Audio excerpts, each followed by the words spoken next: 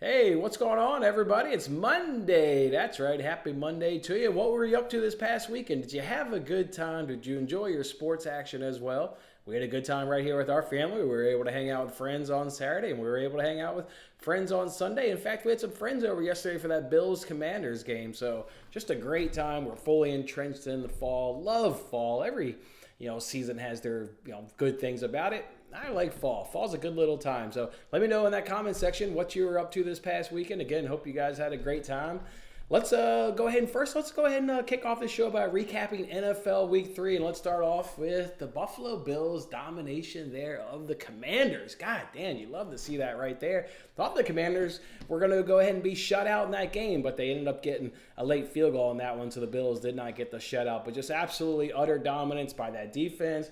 The offense was on schedule most of the game, and they came through nice and easy, winning that game 38-3. What about the Lions and Browns? Both of them get nice, good, comfortable wins. Lions handle the Falcons pretty easily. It seemed like everybody was on the Falcons plus 3.5, and I get it. But give the Lions credit. We're able to bounce back at home and get a good win. And then the Browns just really took care of the Titans right there. We, of course, had Titans plus 5. We had 2 points of CLV as that game closes at 3. But, we've talked before, CLV, may make you feel good. But if you don't get the cash to come with it, who really gives a shit, if you got CLV. And the Browns proved that that defense is, going to be a force all season long and probably one of the top defenses, in all of the NFL. So, they get past the Titans relatively easy. How about the Packers and the Saints in that game? Saints plus 1.5, able to cover the spread. Saints up 17 points entering the fourth quarter. Then the Packers run off 18 unanswered points in the fourth quarter. Jordan Love, maybe he's got something magical in him, but you also have the home crowd out there. They rallied to an 18-17 win. We were, of course, on the over 41.5 points in that game. And I thought maybe it was going to hit late in the game. Jameis Winston, chance to lead the team down the field. You thought maybe they were going to settle for that, maybe a field goal and maybe run the clock and maybe the over would fall just short. But then they hit Olave there on that deep pass along the right-hand sideline. It was like, okay, well, given that good pass, and they're still north of the 2-minute warning. Hell, they may, punch this thing in and, get 7 points and give us the good over cash. But, yeah, it wasn't meant to be as obviously the drive stalled out there. And the Packers hold on. So that's just a great win by them. What about the Dolphins? They absolutely kicked the ass of those Broncos right there, hanging a 70-burger and damn near almost scoring the most points in an NFL game. A 50-point win, putting up 70 points. Boy, the Broncos were, one of the laughing stocks of the NFL last season. They bring in Sean Payton to right the ship, and they still suck. And Russell Wilson, he's done. And credit the Seahawks. Cut bait at the right time, right? Able to evaluate your own players, and you cut bait at the right time and send Russell Wilson on and get a nice little draft compensation for him. So, yeah, Broncos obviously suck, and the Dolphins, going to be one of the top teams in the NFL this year. Offense looks awfully sharp. We don't really know about that defense yet, but the offense will certainly be able to carry them more times than not. And then the Chiefs, they were the other team this weekend that wins big. I, of course, picked them in the eliminator. The Bears just suck. Bears absolutely suck. You have Justin Fields. He's shit. You had that defensive situation with the defensive coordinator, resigning or quitting or getting fired, whatever the hell happened to him midweek. And the defense is also terrible. And then also, Taylor Swift is at the game. So it was always Chiefs in the game with Taylor Swift in the house. So they get past the Bears nice and easy. What about the Vikings? Man, holding on to that Vikings money line ticket. It was a nice back and forth game. Never, nobody ever had a lead that, you felt comfortable. You always thought the other team was going to be able to come back. Two good offenses in that game. And then the Vikings, 2 chances late in that game. One was on the north side of the 2-minute warning. The drive stalls out. They turn the ball over on downs. And then the Chargers give them a gift. They're not able to do anything offensively. Brandon Staley, just a head scratching of an NFL head coach, elects to not punt the ball, go for it on 4th and 1. The Vikings then get the big stop. They get the ball. Call it 25-yard line. So you got 25 yards to go down the field and get a touchdown. But again, they just can't quite do it as Kirk Cousins throws a little bit of an unfortunate interception. So, man, right there, 2 chances to get the game-winning touchdown and cash our money line bet. And the Vikings can't come through at home. The Patriots, they continue their domination over the Jets.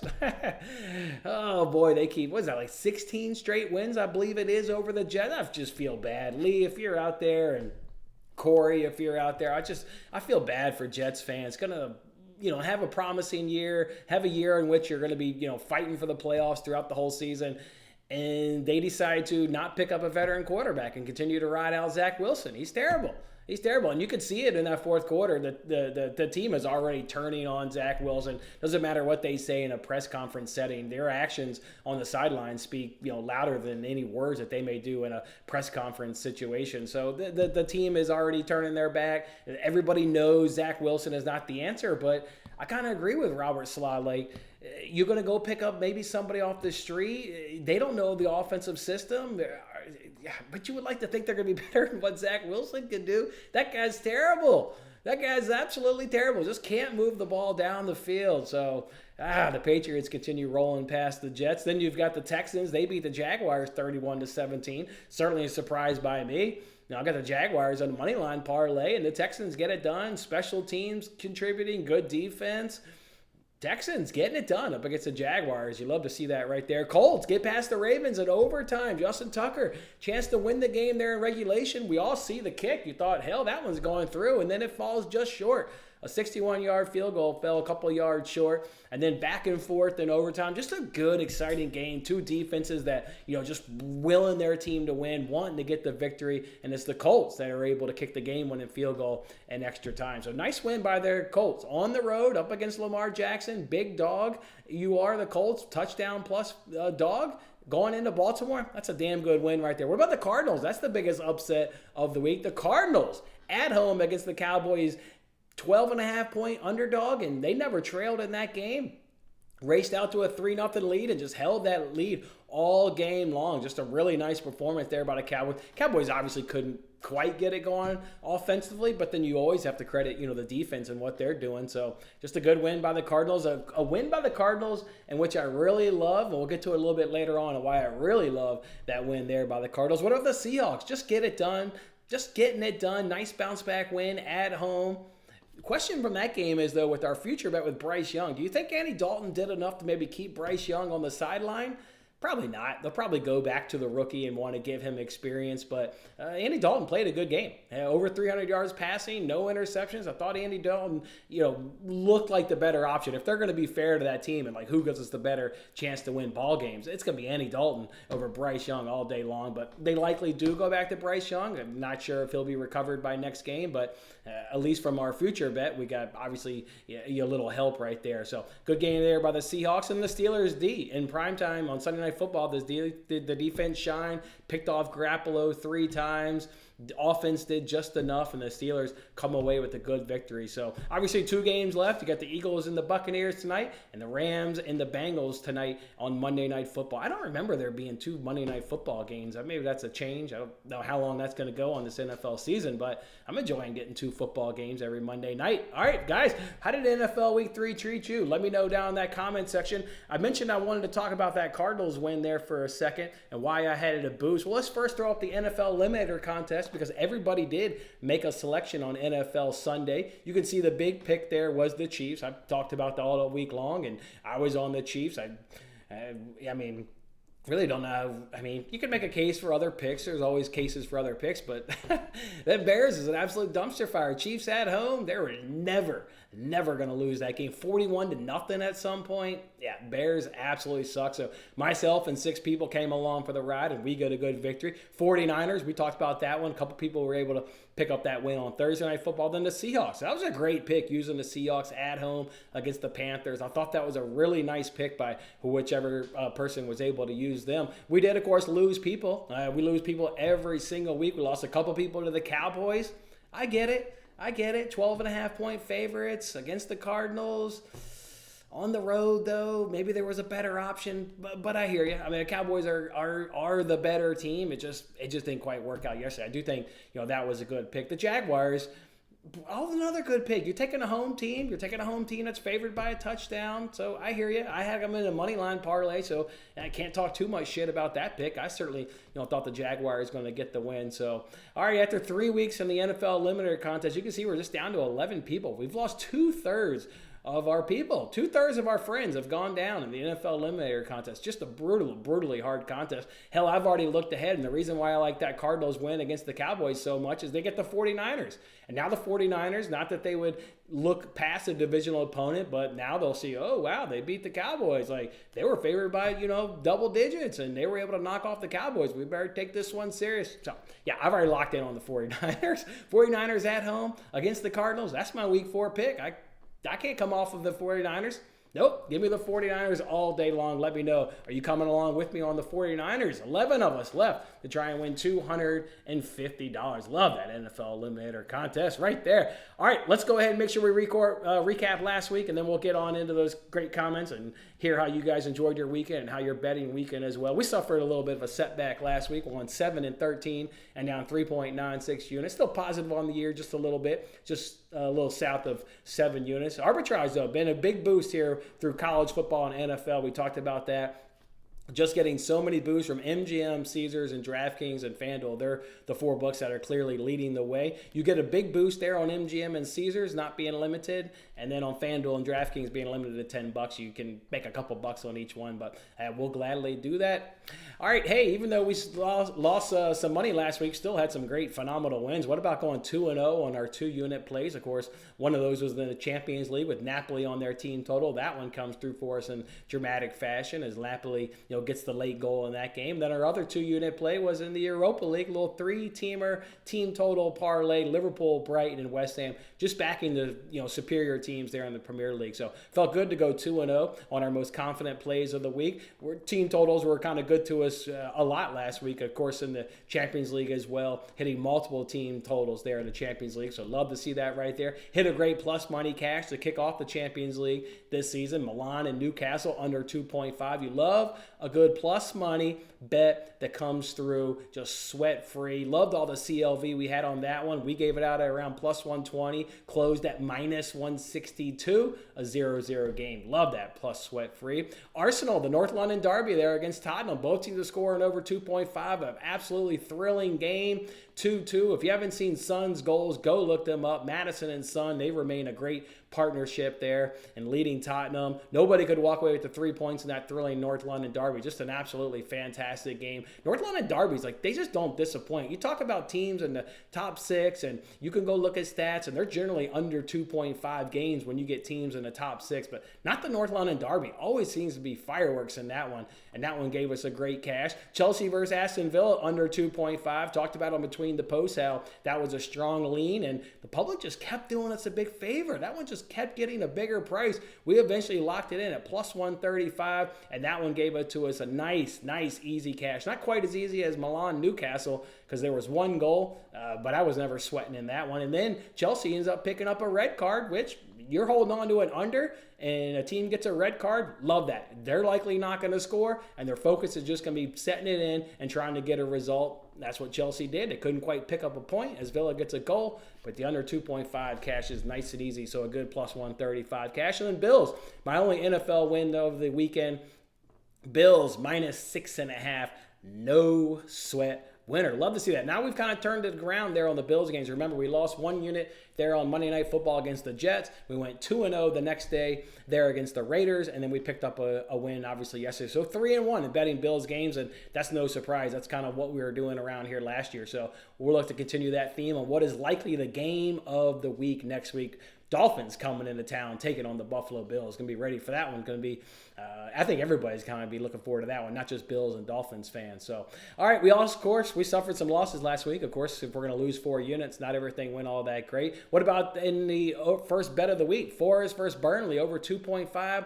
We got the third goal. VAR took it away from us, but even without that, there were chances. Typical game, chances galore. You feel good. You're basically holding on to a plus money bet. It just didn't quite go our way. I would certainly bet that one again. So that's always the deciding factor of whether or not, would you make that bet again? Yeah, I would make that bet again. It just didn't quite go our way. Benfica, Salzburg, both teams have scored. Another heartbreaker right there with Benfica picking up a red card. They deserve the goal. Just quite simply put, they deserve the goal. When does Salzburg play again in the Champions League? Because I'm ready to run that bet back. Just didn't quite cash. Love that bet right there. Boy, Saturday was absolutely brutal to us in the Premier League. 0-3 there in the Premier League. Brentford on the money line against Everton. They get dusted 3-1 as Sean Dice's men pick up the victory there on the road. We also had Burnley and Manchester United over 2.5, and both teams will score.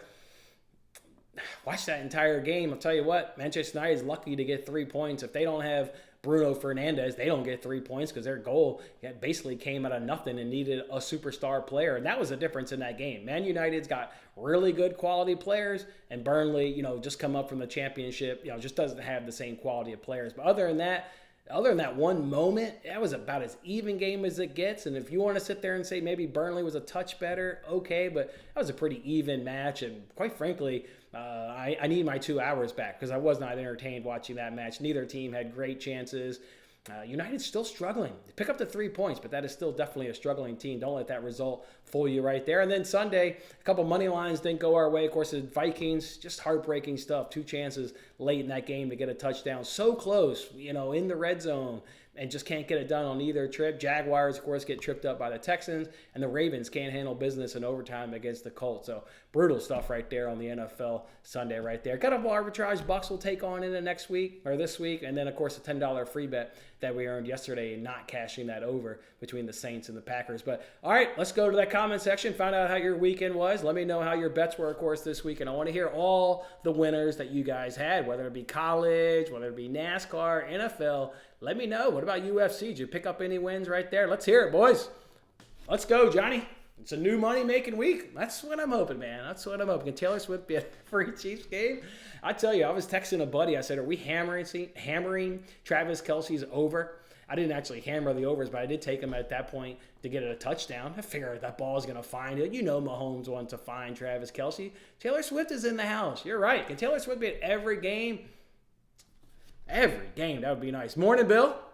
Fly Eagles fly. Yes, sir. 5-point favorites on the road in Tampa. Probably going to get it done. Are they going to cover the spread, though, Bill? That's the question. How confident are you in them covering the spread? Bucks are getting it done. Maybe not be flashy so far this season, but they are getting it done. Expect this one to be a tough game. Two good defenses along the defensive line. It's going to be a tough game. It's going to come down to a quarterback game because I can't imagine either team having a whole lot of success on the run just because of these defensive lines and how stout they are against the run. So who's going to be better? Is it going to be Jalen Hurts or Baker Mayfield through the air? Whichever quarterback has the better stats, I think that's a team that's going to walk away with the victory tonight. So good luck, Bill. I think the Eagles can probably pull it out, so good luck.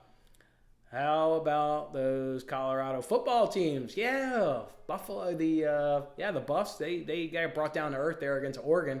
35, and the Broncos lose by 50.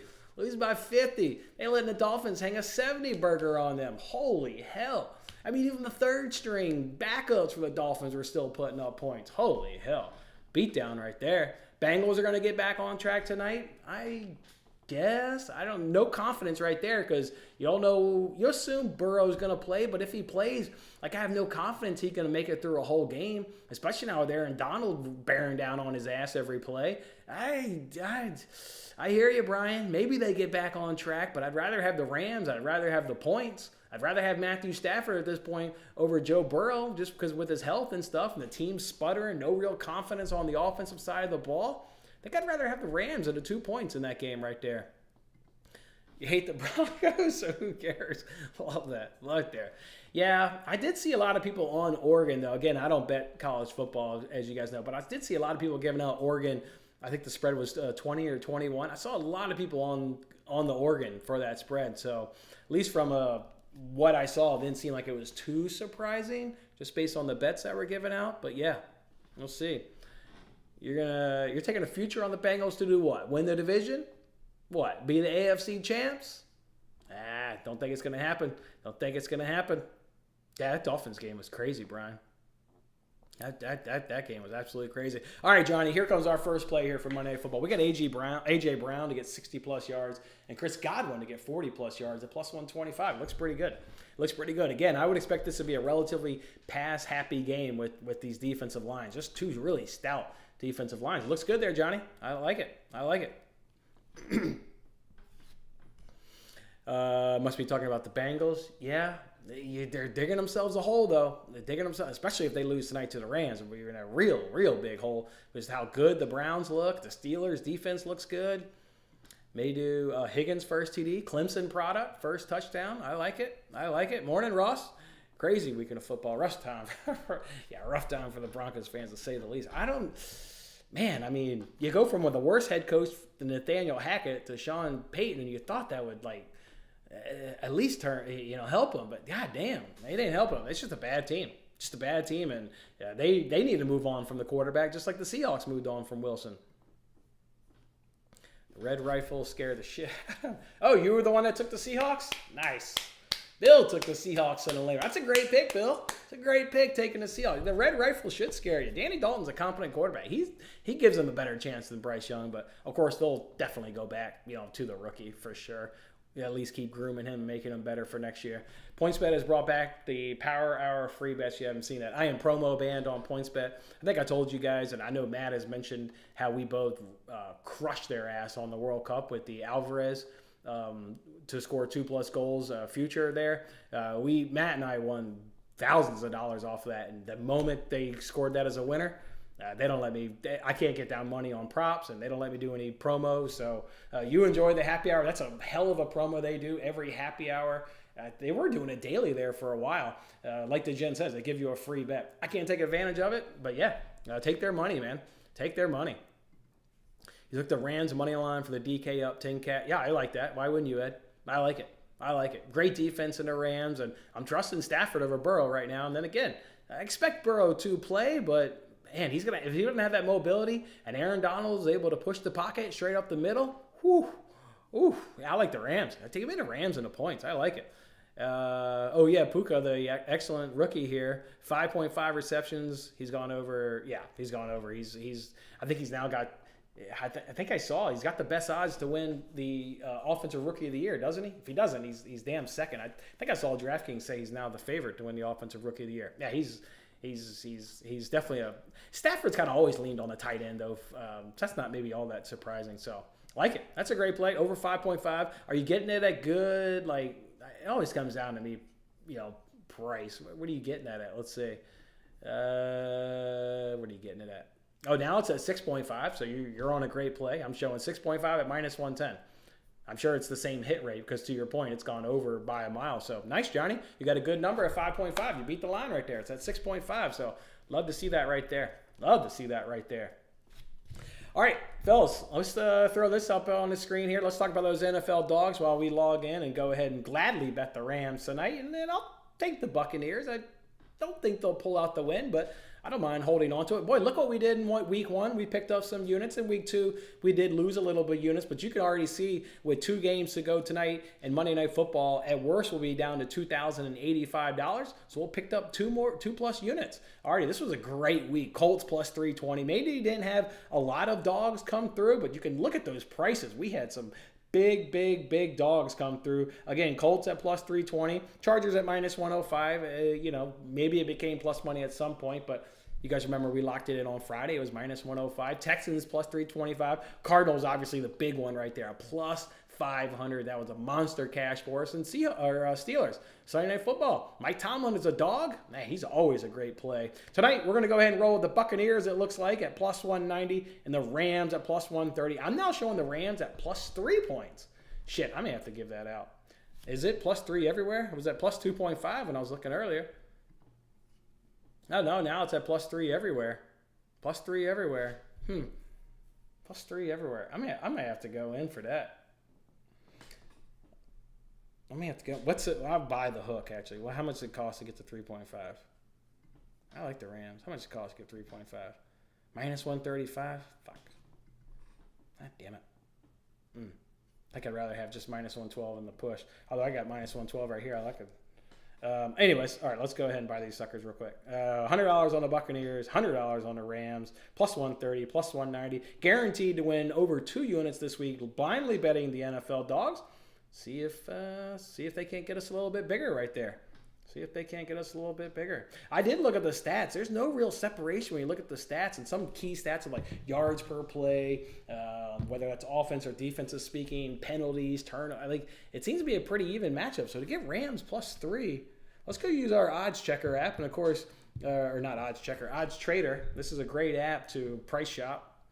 Is every line plus 3? No, there's still some 2.5s out there.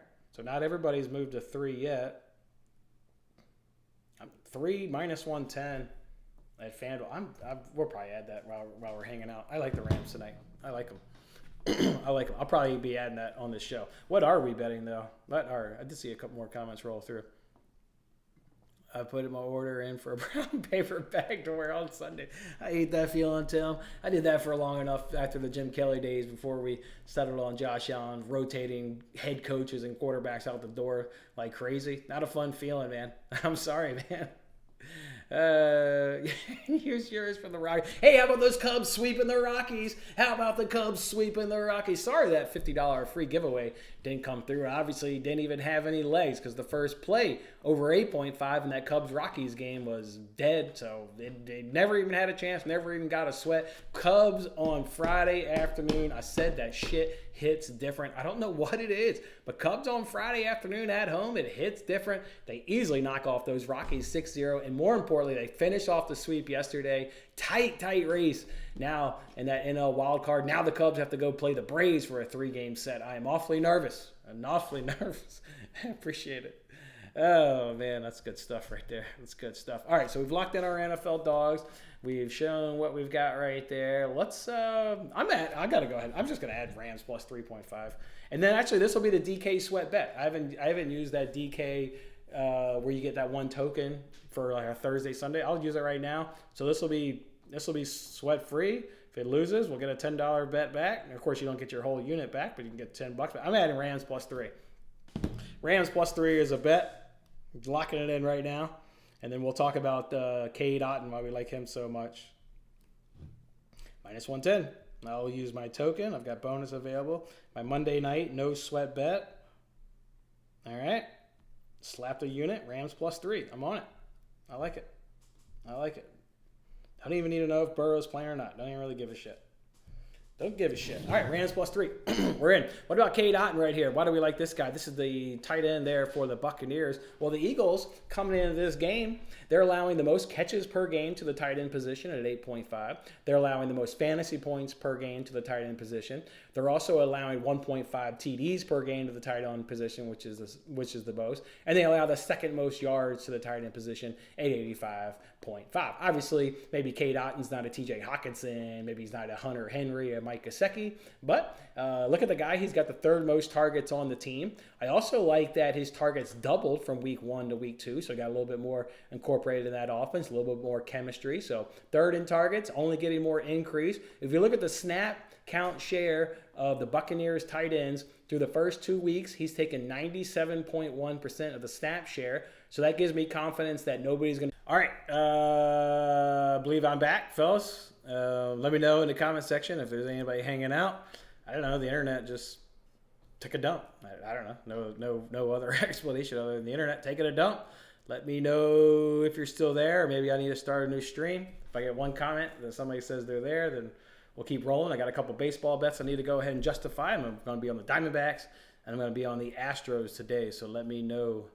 Let me know if you guys are there. Anybody there? Anybody there? Anybody there? And then, of course, Rams plus 3 is now a bet. Anybody there, fellas? God damn it. Damn internet. Why is the internet been so flaky lately? I don't like it.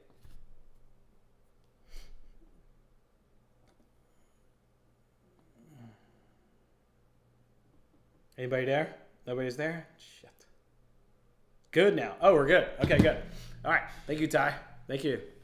Give me those baseball bets. I got you, dog. I got you. All right. So we basically finished, justifying while I'm on Otton over 25.5 yards. And then I'm going to add that Rams plus 3. Let's go ahead and talk some baseball today. There's only 4 games on today's slate. Let's go ahead and talk our way through it. Let's kick it off here with the first one. We've got the Diamondbacks taking on the Yankees. We've got Merrill Kelly up against Clark Schmidt. I'm going to go ahead and back the Diamondbacks today at minus 115. We're already getting the better starter here in Merrill Kelly taking on Clark Schmidt across the board.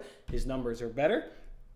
From an offensive standpoint, well, we always talk about the Yankees and we talk about their struggles versus right-handers. Not only are they struggling versus right-handers, but the Diamondbacks are sitting pretty good. Their strikeout percentage is at 18.2%. They're hitting 272, slugging 472, OPS is 744, and a weighted runs created of 102. Go on down to the bottom 10. That's where you'll find those New York Yankees coming up from the cellar.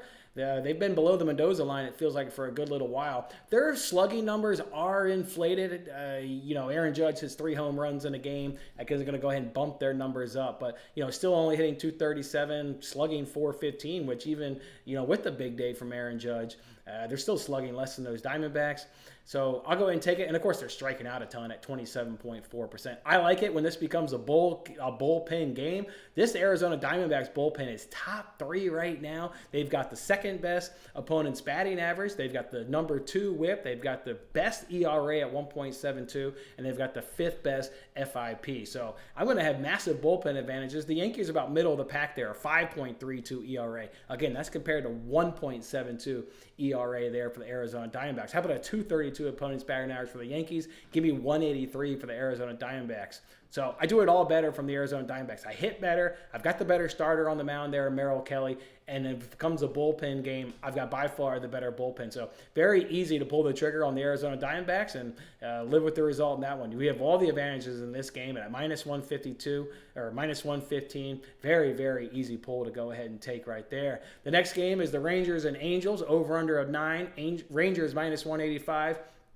Angels coming to this game plus 154. It just wasn't enough confidence for me from the way that the Angels hit left-handers to maybe pull the trigger on that Texas Rangers run line. Otherwise, it looks good. Neither of these teams are full-on struggling, so not big hitting advantages. Pitching advantages, you probably do get an advantage there with John Gray, but it is a divisional matchup, so all these teams will obviously know their starter. And then from a bullpen perspective, you really don't get an advantage from the Rangers. You actually get an advantage with the Angels, and how crazy is it to say that? We've bagged on this Angels bullpen. Well, their numbers are better right now, so can't pull the trigger on either one of those teams. Just don't have the confidence from a numbers perspective. But the other game, Houston Astros taking on the Mariners with an over-under of 7.5, plus 110 currently for the Astros. You can see we're on at plus 115. Mariners coming in at minus 130. Maybe you hold out and get a better price, because I've been watching this line and all the money seems to be coming in on the Mariners because they're just getting to be much bigger of a juicier favorites. This game, over under 7.5. The under will likely cash. This will be playoff baseball in Seattle. Both of these two teams are right in the mix there for the wild card. Likely not going to be able to catch the Rangers, if they're being honest. From a division standpoint, the Rangers are getting the Angels, so you figure they're going to at least win that series, if not maybe even sweep the Angels. So this is a big, big matchup. From a starting pitching perspective, I don't see an advantage either way. You've even got Luis Castillo, who has gone up against this Astros team this season, where Verlander hasn't. To me, it's kind of a wash, and the way I think this game is going to be played out, it's playoff baseball, so everybody's going to be on a short hook. Nobody's going to be out there and get beat up. Astros are hitting the ball better right now versus right-handers, so you're actually getting a pretty good advantage from an offensive standpoint, so really like that. Astros hitting 256 versus 240. I've got an 822 OPS for the Astros. I'm only showing 720 there for the Seattle Mariners. My weighted runs created is 127 for the Astros. Meanwhile, the Mariners come in at even at 100. So I'm getting the offensive advantage. And then when we come to a bullpen game, now we're getting more of the bullpen advantages. I've got the better FIP. I've got the better ERA. I've got the better whip. I only don't have the better opponent's batting average, but it's 198 for the Mariners versus 203 for the Houston Astros. But my advantages in the bullpen are much bigger advantages. A 2.73 ERA versus 3.45 there for the Seattle Mariners. So I'm getting the better offense. I'm getting the better bullpen. Pitching, I think, is kind of irrelevant, because I think everybody's on a short hook in this series with how much it matters. We're basically talking playoff baseball at this point, given this matchup. So I'll gladly take the Astros. A plus 150 dog. Man, I don't have to talk me into that one based on the numbers as well. So give me the Astros and give me the Diamondbacks today as my two money line plays. And then there's another game there with Blake Snell. This is a big matchup, at least from him speaking, trying to win the NL Cy Young. I'm interested, and I didn't bet it obviously because you can't see it on the screen, but if we look at this Giants team, their walk rate right now versus left-handers is 11.8. You're going to give me Blake Snell over 2.5 walks at minus 110? Where the guy's walk rate is... Oh, shit, I deleted it. Let me pull it back up. Let me pull it back up. That's my favorite prop from the game. Blake Snell over 2.5 walks minus 110 is easily my favorite prop. 4 in his last game, 1 against the Dodgers, then 3, then 4, then 5, 2, 2, 4, 4. So kind of like what we talked about, and I think the gent brought it up with Kyle Hendricks when he said take under 1.5 walks. We looked at it briefly and was like, well, at least you'll be on the hook. So if you're on the under at plus money, like, okay, you'll either win it on the hook or lose it on the hook. And I think the gent lost that one because he had 2 walks in that game. It feels like the same kind of thing with Blake Snell. Things like with his walk rate and the Giants being at 11.8%, I would kind of do over 2.5 walks at minus 110. Otherwise, who's going to win the game? I mean, who ultimately really gives a shit? Although the Giants are hitting left-handers enough, that kind of gives me confidence that I would kind of want to back the Giants in this game. You figure they're going to kind of leave Snell out there, right? He's hunting down this NL Cy Young. If I'm betting this game, I honestly can't figure out why the Padres are favored because their offense is anemic versus right-handers, where the Giants are pretty competent right now against left-handers. I really would want the Giants at even money. And they got Logan Webb on the mound, so it's not like they've got one of their shitty starters on the mound. They're throwing out Logan Webb at home. You know what that means. I would like the Giants in that game at even money. Over-under at 6.5 is always pretty difficult. That lets you know the starting calibers, obviously, you've got on the mound. So I would like the Giants in that game at even money. All right, there we go, boys. That's how I'm doing it today in the MLB. Add those 3 bets on the screen. Add Rams plus 3 to it. Rams plus 3. All right. Anything else, fellas? That's it for me. That's it for me. Let's have a good day, boys. All right. Have a good day, boys. Hope your week goes well and hope Monday can kick off start for you well. I'll see you guys back here tomorrow. Let's ring the cash register. See ya.